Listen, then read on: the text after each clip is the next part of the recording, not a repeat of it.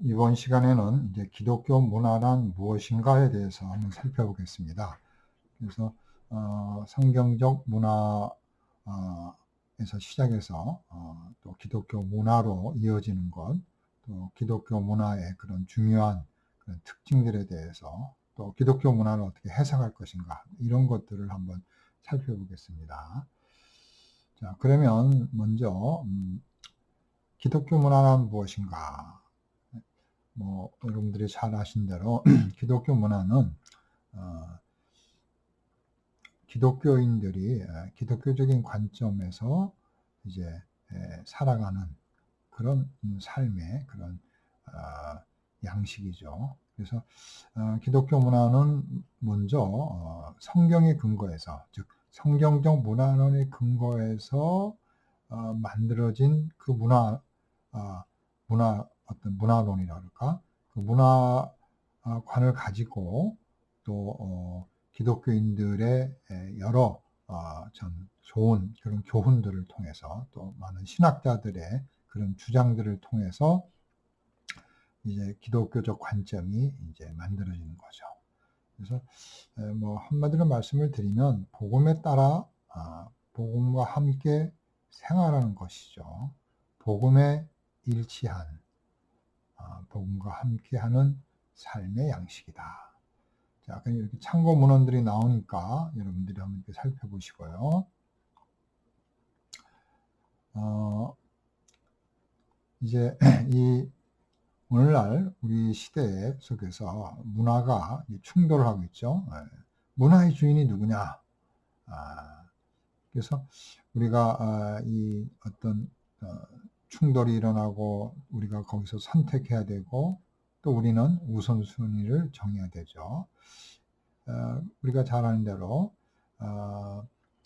예수님께서 두 주인을 섬기지 못한다 그랬죠. 마태복음 6장 24절에 보니까 한 사람이 두 주인을 섬기지 못할 것이니 호기를 미워하고 저를 사랑하거니와 호기를 중히 여기고 저를 경히 여김이라. 너희가 하나님과 재물을 겸히 섬기지 못하느니라. 그래서 하나님과 재물, 하나님과 돈을 섬기지 못한다, 이렇게 말씀하셨어요.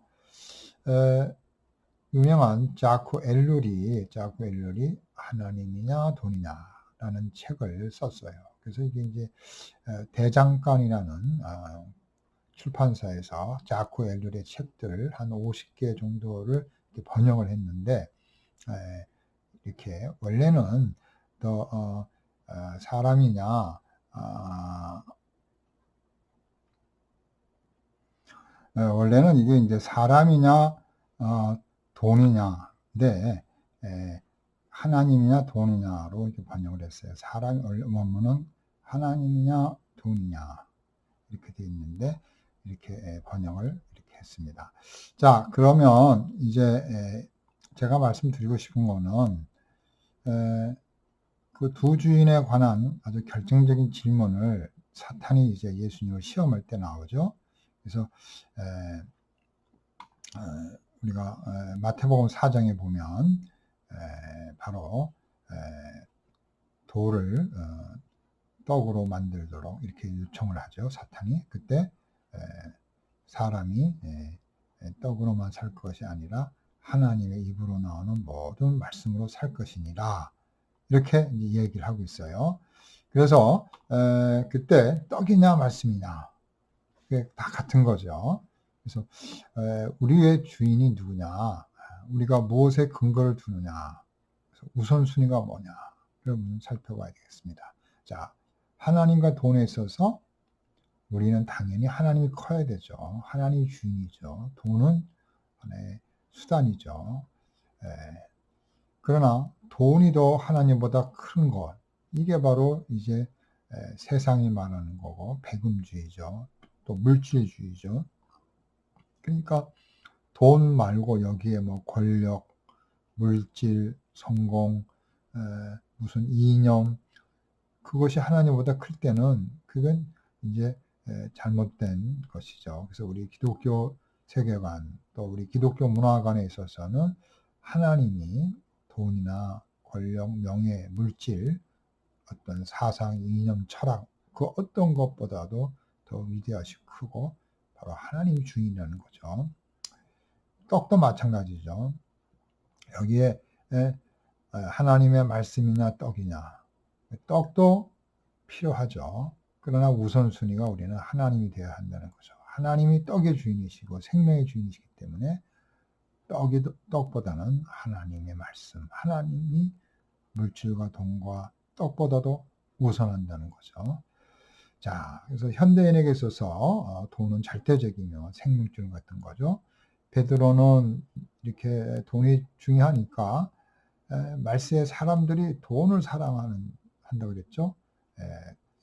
너는 이것을 알라 말세에 고통하는 때가 이르니. 지금 우리가 고통하고 있죠. 팬데믹으로 인해서 또 인간관계로 인해서 돈 때문에 뭐 이것저것 때문에 사람들이 겉으로는 행복하게 보여도 많은 그런 고통과 고민을 살아가요.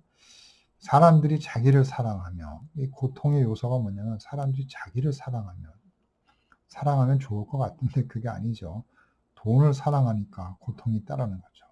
자랑하고 교만하고 비방하고 자 이렇게 감사치 아니하고 거룩지 아니하고 이게 이제 말세의 특징이죠. 이렇게 되어가는 것이 우리에게 고통을 주는 거죠. 자 그러면 이제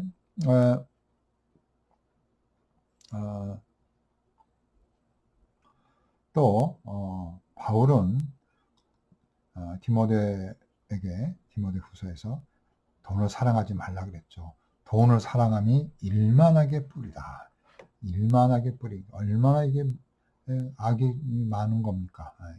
악이 한 개 악이 아니라 일만하. 모든 악들의 뿌리가 바로 돈을 사랑하는 것이다.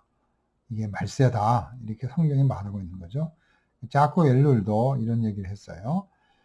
우리가 돈의 권세를 우리가 이제 돈의 권세로부터 해방되는 길은 사회생활로부터 도피하고 은신생활하는 것 그것도 아니죠. 또 부자가 돼서 돈의 권세를 장악하는 것도 아니고 또 우리가 이렇게 세상에 살고 있으면서 거저주시는 하나님의 은혜를 의지하여 거저주는 삶을 실천하는 것이다. 그러니까 은혜의 삶을 살아. 이게 바로 우리가 돈으로부터 해방되는 거라는 것입니다. 자, 그러면 이제 그 다음 페이지로 이제 넘어가 보겠습니다. 자, 우리가 이렇게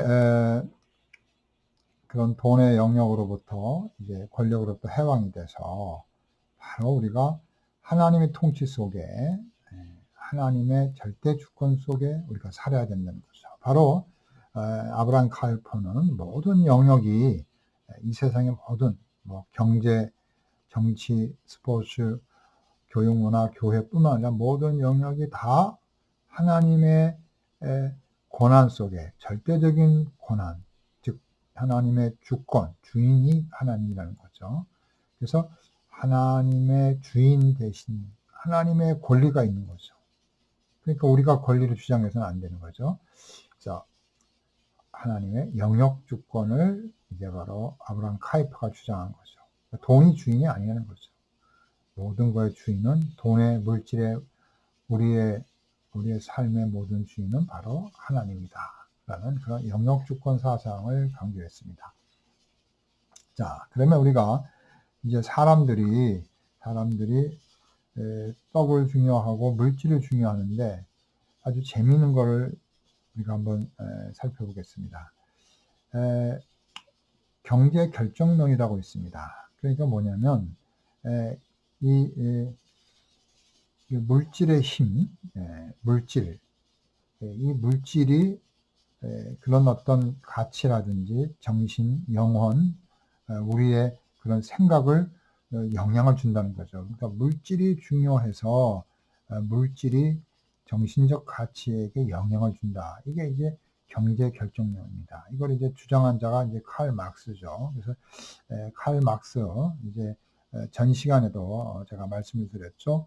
그 문화 유물론 또 문화 연구에 있어서 이 좀 사회주의적인 막스의 영향이 굉장한 거죠. 그래서 많은 학자들이 문화를 연구할 때 이런 참 막스의 그런 사상 속에서 이런 투쟁과 또 그런 어떤 비판과 그런 참 그 어떤 계층의 그런 해결들을 막스의 이론을 가지고 많이 이렇게 했습니다.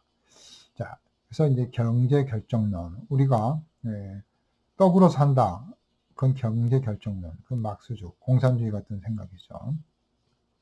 바로 우리는 생명의 떡이신, 또 참된 만나이신 요한복음 5장, 또 성찬식에서 예수님께서 나의 떡, 나의 몸을 먹으라. 예수님의 몸을 먹는 거, 예수님 믿는 거죠. 예수님을 주님으로 받아들이는 거죠. 그러니까 우리의 1차 가치관이 바로 바로 하나님이다, 예수님이시다라는 것을 우리가 알아야 되는 겁니다.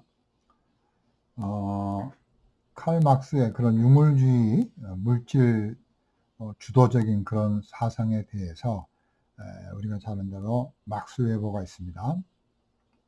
막스 웨버는 어머니가 장로교의 신자였죠. 이 막스 웨버가 그 유명한 참 책을 썼죠. 그게 바로 그 자본주의의 정신과 프로테스탄트의 윤리, 그 프로테스탄트의 윤리와 자본주의 정신이라는 그 책을 썼죠. 근데 거기에서 바로 이런 자본주의 영향의 칼빈주의 금욕 사상, 또 청빈 사상, 또 그 하나님의 소명, 또 하나님의 예정론, 그런 칼빈주의 사상이 자본주의에 영향을 줘서 오늘 자본주의를 발전시켰다는 거죠. 그러니까 뭡니까? 성경이 말하는 관점 속에서도 또 그 사회와 문화가 이렇게 또 발전할 수 있는 거죠. 그러니까 막스적인 생각도 뭐 100% 틀렸다, 또 100% 맞았다 볼 수는 없지만 문제가 또 많이 있는 거죠. 우리 기독교적인 관점에서 볼 때는 하나님을 인정하지 않고 하나님 먼저가 아니라 물질이 먼저로 가고 또 하나님을 부인하기 때문에 우리가 막스의 그런 생각과 또 경제 결정론을 우리가 받아들일 수는 없죠. 그러나 막스 웨버는 우리 개신교 특별히 칼빈의 그런 사상을 적극적으로 이렇게 자본주의에 영향을 주었다, 이렇게 이제 설명을 하고 있습니다. 자, 이건 여러분들이 이제 읽어보시고요. 이제 기독교 문화 이제 어떻게 시작해야 할 것인가. 그래서 이제 기독교 문화라는 것이 아까도 말씀드렸지만 복음에 따라서 생활하는 것이며 복음에 일치한 그런 삶을 살아가는 것이죠. 또 막스 웨버에 대해서 이렇게 여러분들 읽어보시고 또 막스에 대해서 읽어보시고, 자, 그러면 이제 먼저 우리가 성경적 문화가 뭐냐, 바로 예수 그리스도와 또 바울과 같은 그 인물들이 성경에서 주장하는 그런 문화에 대한 그런 내용, 그런 주장이죠. 그걸 모델로 삼아서 모든 성경적 세계관과 가치관에 근거하여 기독교인들의 생활 양식을 추구하는 것이죠. 성경적 문화관 혹은 성경적 문화론 혹은 성경적 문화라는 것은 바로 예수 그리스도, 바울, 그들이 말하는 그런 문화의 모습이죠. 여기 신구원 교수가 하는 그런 이야기가 있습니다. 신구원 교수는 바로 성경적 문화라는 것은 하나님의 형상을 가진 인간이 자연을 목적에 따라 개발하는 모든 활동과 그 결과, 이렇게 이제 그 본인의 저서에서 이렇게 말하고 있습니다. 그러니까 문화적 사명을 가지고 자연을 이제 이렇게 개발하고 발전시킨 그 모든 활동, 또 그 나타난 결과가 성경의 문화다. 그러니까 성경적 관점에서 보는 거죠. 자, 그리고 또 우리가 또 이제 성경이 말하는 문화는 그래서 이제 이런 성경이 말하는 문화죠. 성경이 말하는 문화를 가지고 기독교 문화가 되는 거죠. 그래서 기독교 문화는 성경적 문화론에 근거해서 세워져야 되는 거죠. 성경의 원리를 따랐던 신앙의 그 선배들, 조상들, 그런 신학자들, 그 가르침도 중요한 거죠. 그래서 그것이 더해져서 기독교 문화의 뼈대가 되는 것입니다. 자, 그러면 이제 기독교 문화론 연구를 어떻게 해야 하는가? 세 가지의 그런 관점이 있습니다. 세 가지의 어떤 전제, 이걸 꼭 갖고 우리가 기독교 문화론 연구를 해야 되죠. 첫째가 성경이고, 둘째가 해석을 잘해야 되는 거죠. 세 번째가 믿음이 이성을 앞서야 되는 거죠. 자, 성경. 성경은 하나님의 말씀이죠. 그래서 성경은 모든 거에 권위가 있죠. 교회보다도 권위가 있고, 또 우리가 말하는 철학보다도 이념, 이성보다도 성경은 권위가 있습니다. 하나님의 말씀이기 때문에 기준이 되는 거죠. 표준이 되는 거죠. 그래서 성경이 이끄는 대로 성경이 주도를 해야 돼요. 그래서 우리가 성경이 성경을 해석한다. 즉 성경이 문화를 해석해야 되는 거죠. 성경이 문화를 해석하고 성경이 문화를 이끌어줘야 됩니다. 문화가 성경을 이끌어서는 안 되는 거죠.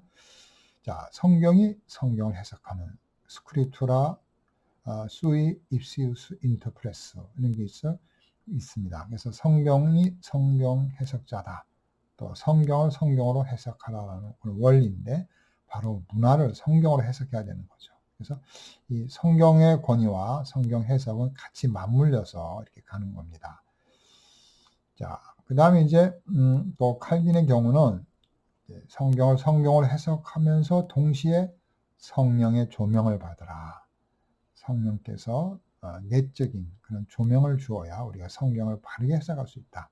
이성적으로 그런 어떤 문화적으로 성경을 하나의 어떤 학문적으로만 해석할 것이 아니라 성령의 조명을 받아서 해석해야 한다. 이게 이제 칼빈의 그런 주장이죠. 그다음에 이제 마지막으로 우리가 기독교 문화론을 우리가 이제 이렇게 연구하기 위해서 세 번째로 우리가 전제할 것은 바로 피데스 코렌스 인텔렉툼에서 지성을 추구하는 이성, 믿음이 이성을 추구한다는 것입니다. 그러니까 믿음이 앞서는 거죠. 믿음. 그 지식, 깨닫기 위해서 내가 뭔가 깨닫고 알아서 내가 믿으면 그거 아니죠. 그렇게는 믿을 수가 없습니다. 내가 다 알고 그런 믿음이 생기는 게 아니라 하나님 주시는 은혜와 믿음 속에서 우리가 깨닫게 되는 거죠. 그래서 이제 뭐 번역을 이해를 추구하는 믿음 이렇게 하는데 그러니까 우리가 믿음이 먼저 와야 한다. 그러니까 믿음이 이끄는 지식 이렇게 해야겠죠. 이건 이제 참 안셈이 주장한 거고 또 어거스틴도 또 이렇게 주장을 했습니다. 어거스틴도 이렇게 크레도부터 인텔리가스 이렇게 주장을 했어요. 안셈은 프로스키온에서 이렇게 피데스코레스 인텔렉툼이라는 걸 주장을 했습니다. 하나님을 믿는 것이 논리적으로 시간적으로 인간의 이성적인 작용보다 앞선다. 자, 그래서 기독교 문화라는 것은 우리가 그런 우리 인간이 문화적인 존재라는 것을 먼저 아는 거죠. 그래서 문화적인 존재로서 인간이 하나님이 주신 그런 사명의 역할을 하는 거죠. 그래서 인간은 통치적인 존재죠. 우리 우주를 통치하시고 인간을 통치하신 분은 하나님이시지만 하나님께서 우리에게 통치의 권한을 주었어요. 그래서 통치적인 존재로서 인간은 하나님의 형상으로 창조되어 하나님이 원하시는 대로 다스리는 거죠. 이 세계를 통치하는 거죠. 그런 통치하는 사명적인 존재요. 피조계에 대한 하나님의 대리 통치자요. 부왕이다. 하나의 이제 부가적인 왕이라는 거죠. 자, 이렇게 인간은 문화적 존재로서 통치자라는 거죠. 그래서 그 사명을 하는 것이 기독교 문화라는 겁니다. 자, 그 다음에 이제 우리가 이승구 박사님의 그걸 떠나서 이제 그러면 이제 기독교 문화가 무엇인가를 이제 좀 더 포괄적으로 여러 학자들의 견해를 가지고 말씀을 드리겠습니다. 쉐이퍼는 기독교는 진리다. 그래서 기독교 진리는 삶의 모든 것을 접촉하고 이끌고 또 상호작용하고 하는 거죠. 그래서 모든 문화 위에 그리스도가 주인이다. 그래서 기독교 문화란 기독교인들이 문화적 사명을 수행하면서 이 세상에서 성서적이며 신학적인 요소를 포함하고 있는 기독교적 가치관을 가지고 삶의 문화적 형태와 결과를 말한다. 이렇게 말을 했습니다. 자, 그렇다면 바로 이런 참 그래서 이제 아까도 말씀을 드렸으니까 성경적인 그런 문화관을 이제 설명을 했으니까 넘어가겠습니다. 또 아브라함 카이퍼의 영역 주권도 얘기를 했으니까 넘어가겠습니다. 그래서 우리가 기독교 문화를 연구할 때 이런 사람들 카이퍼라든지 스큐드라든지 리차드 니버 이제 앞으로 하겠습니다. 또 헨리 미터 유명한 그런 어떤 문화 연구하는 사람이죠. 헨리 미터 또 반틸이라든지 또 자코 엘룰 이제 또 자코 엘룰에 대해서 살펴보겠습니다.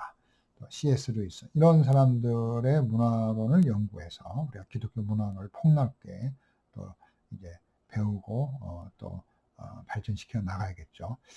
자, 그래서 기독교 문화관에 대해서 이제 이렇게 설명을 했습니다. 자, 이런 것들은 이제 다 했으니까 클라스의 그런 그리스도 중심의 문화관 이거를 앞으로 할 거니까 넘어가고요.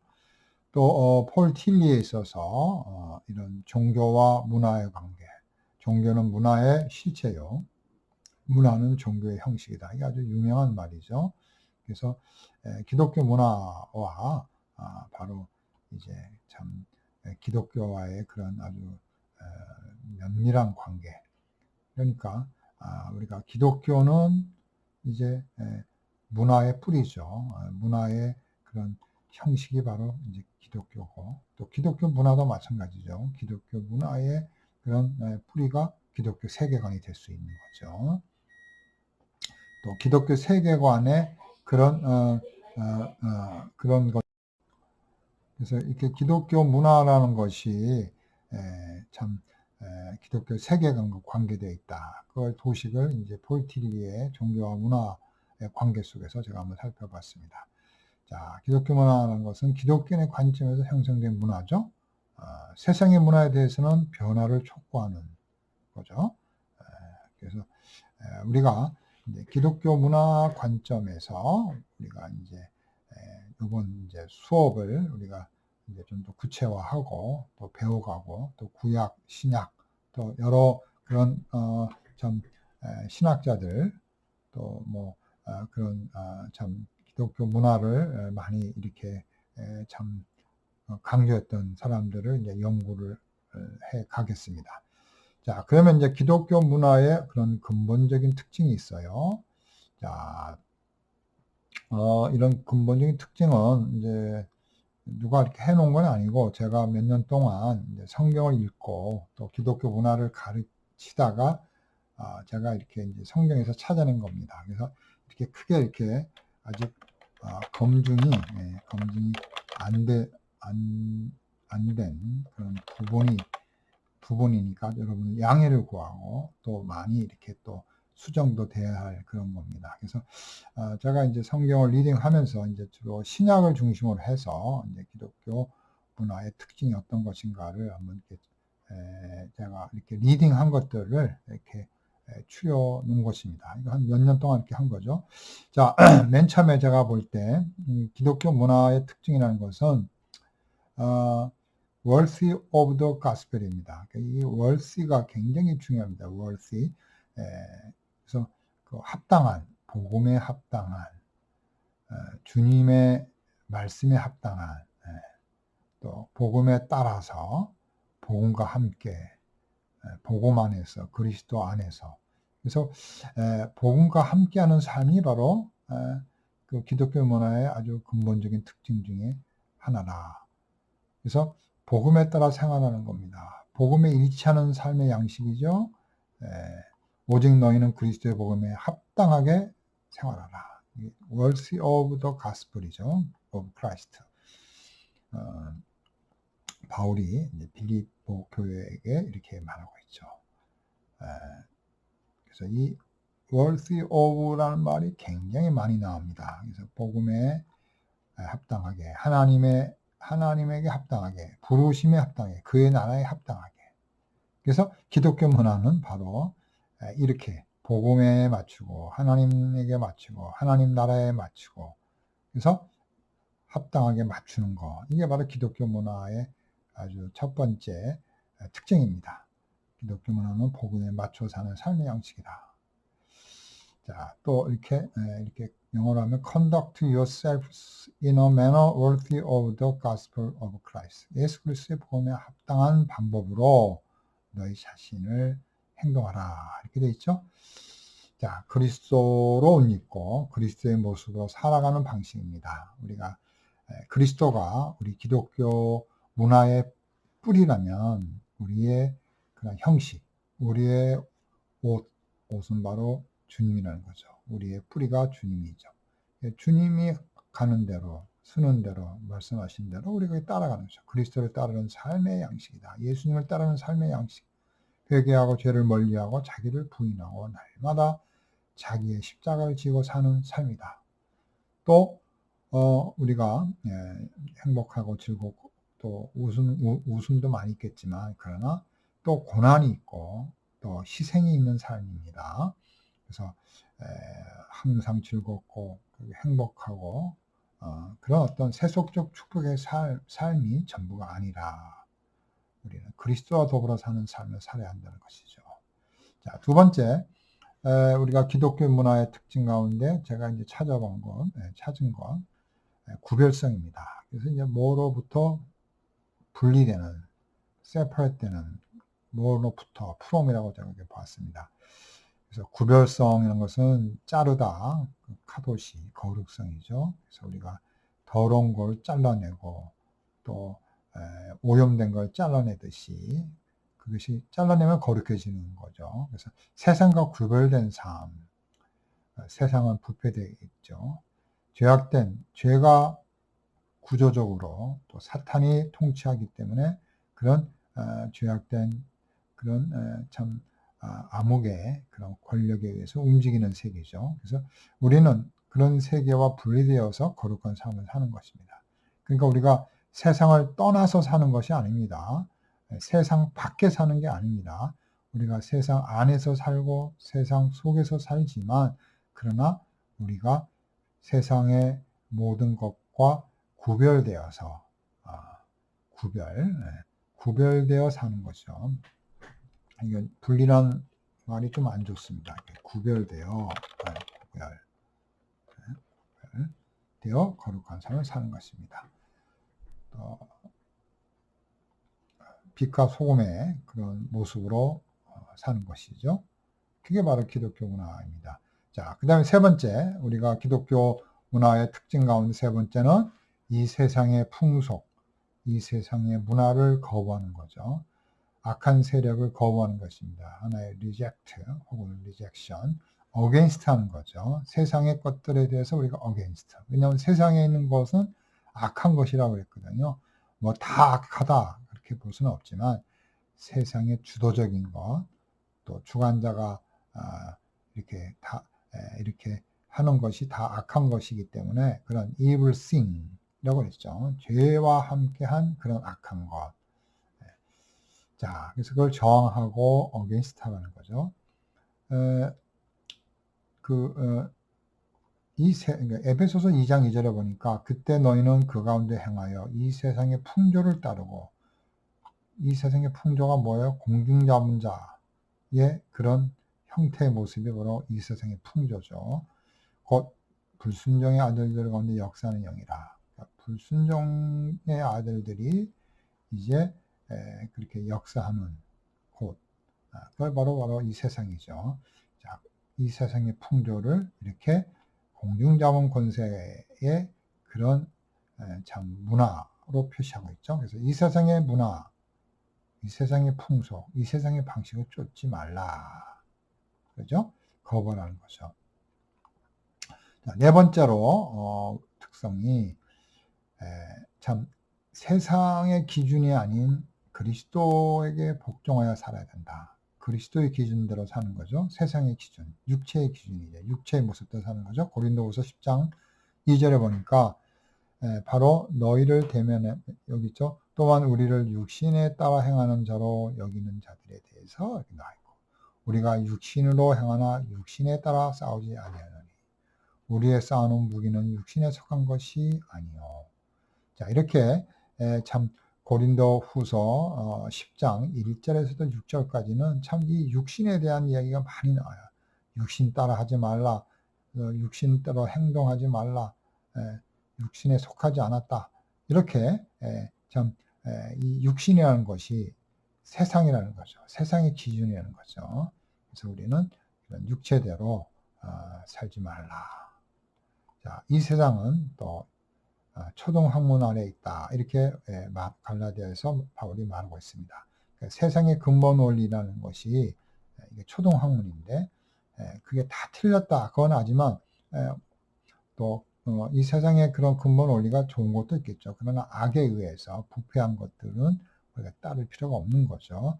그래서 그런 이 세상에 있는 그런 초동 학문, 영어로 보니까 베이직 프린시플 이렇게 돼 있어요. 그러니까 이 세상의 근원적인 원리들, 근본 원리, 이 세상의 근본 원리는 악한 거죠. 근본적인 거는. 왜요? 죄로 오염됐기 때문에.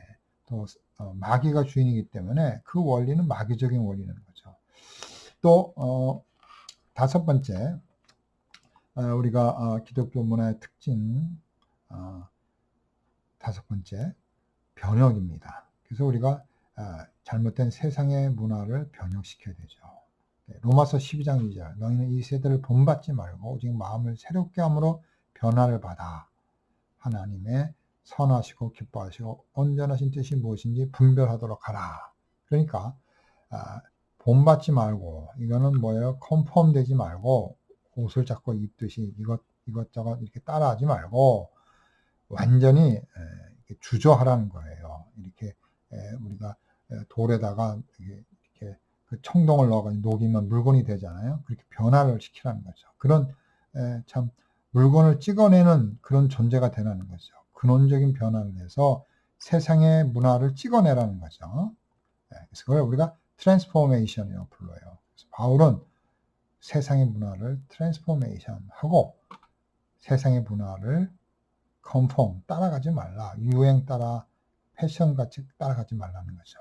자, 그러면 이제 본받지 말고 변화를 받아라에 대해서 살펴보겠습니다. 우리가 이런 것들을 살펴볼 때 이런 콩코던스라든지 사전 의미, 또 주석적인 거, 또 이런 성경 학자들이 말하는 것들, 또 신학자들의 이런 그런 또 이런 등등을 우리가 이렇게 고려하면서 이런 성경에 있는 그런 중요한 키워드를 우리가 연구해야 되죠. 제일 중요한 건 뭐예요?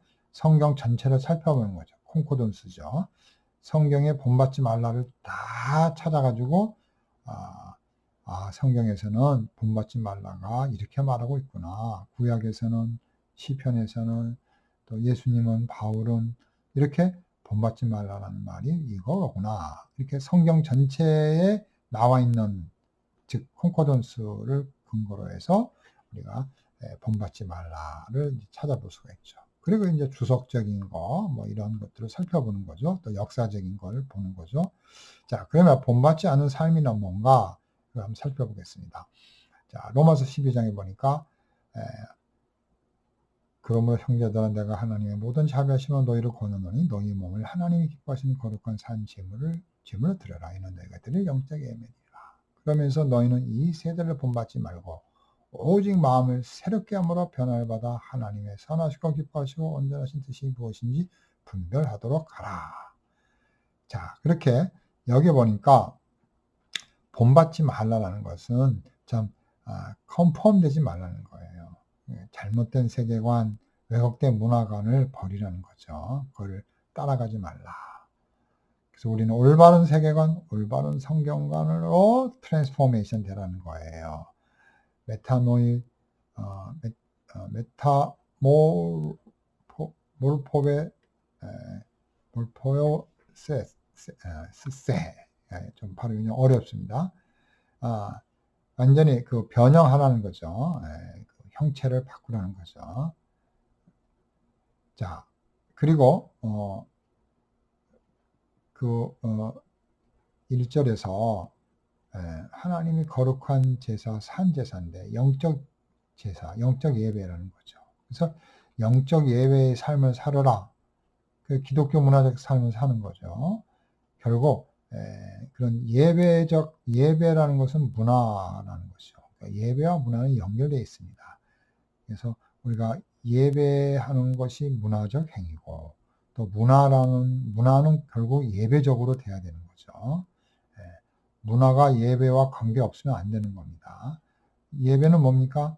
하나님을 경외하고 사랑하고 하나님의 말씀을 듣고 인간이 인간됨과 또 회개와 하나님을 의지할 수 있는 그게 이제 예배라고 할 때 문화도 결국은 하나님을 경외하고 하나님을 알아가고 하나님을 찬양하는 것이 바로 문화면 그게 바로 예배가 되는 거죠. 그래서 문화는 예배이고 예배는 문화가 돼야 된다.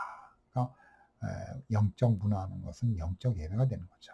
자, 그러면 이제 본받지 말라 했는데 그러면 무엇을 본받지 말라? 첫 번째로 이 세대, 이 월드 에이지 뭐 이렇게 되어 있습니다. 이 세대를 본받지 말라. 그러니까 이 세대는 악한 세대라고 그래요. 그게 예수님께서 말씀하셨죠. 누가복음에. 그러니까 이 악한 세대를 우리가 본받을 필요가 없는 거죠. 또 요한복음 15장에서는 우리는 이 세상에 속한 자가 아니기 때문에 세상 사람들이 우리를 미워한다고 그랬어요. 그렇죠? 우리가 세상에 속했으면 세상 사람들이 우리를 좋아하겠죠. 그러나 세상 사람들이 우리가 하는 것, 우리가 동성애를 주장하고 트랜스젠더 안 되고 죄를 우리가 참 회개하라고 그러고 이런 것들에 대해서 세상 사람들이 좋아하지 않죠. 자, 이렇게 세상에 속하지 않은 우리들이 이 세상에 있는 것을 따를 필요가 없는 거죠. 자, 그 다음에 사역을 본받지 말라고 그랬어요. 그러니까 본받지 말라. 이 세대를 본받지 말고 사역을 악한 욕망, 아주 evil desire, 나쁜 그런 욕심, 욕망을 본받지 말라. 그래서 정욕, 사람의 정욕, 배들던서 이렇게 육체의 정욕, 이거를 우리가 따라 본받지 말라고 했습니다. 이런 것들, 술 취한 방탕이나 향락, 이게 다 우상 숭배, 이런 것들은 세상적인 문화라는 거죠. 자, 그 다음에 이제 본받지 말라. 그러면 변화를 받으라. 여기까지만 하겠습니다. 변화를 받으라. 변화를 받으려면 우리가 무엇의 변화를 받아야 됩니까? 바로 말씀과 성령에 의해서 변화가 되는 거죠. 우리가 변화가 쉽지가 않죠. 사람이 잘 변하지 않습니다. 그러나 우리가 말씀으로 성령으로 변화가 되는 거죠. 또 우리가 믿음으로 하나님의 말씀에 순종해서 우리 박윤선 박사님 하시는 말씀이 참 이 부패한 인간, 만물보다 부패되고 참 힘이 부패한 그게 바로 참 인간의 마음이라고 그랬는데 이 만물보다 부패된 이 인간의 마음 이거를 어떻게 변화시키겠어요? 자기를 처복종시키라 하는 거죠. 우리 믿는 사람도 우리 자신을 처복종, 우리의 참 속에 있는 것들 또 옛사람을 처복종해서 말씀으로 순종해야 되는 거죠. 주여 주여 하는 사람만 되는 게 아니라 하나님의 뜻대로 변화가 돼야 되는 거죠. 자, 그래서 이제 우리가 그 변화에 대해서 살펴봤습니다. 그래서 이제 이 변화에 대해서 변화에 대해서는 이제 다음 시간에 살펴보겠습니다. 시간이 많이 가가지고.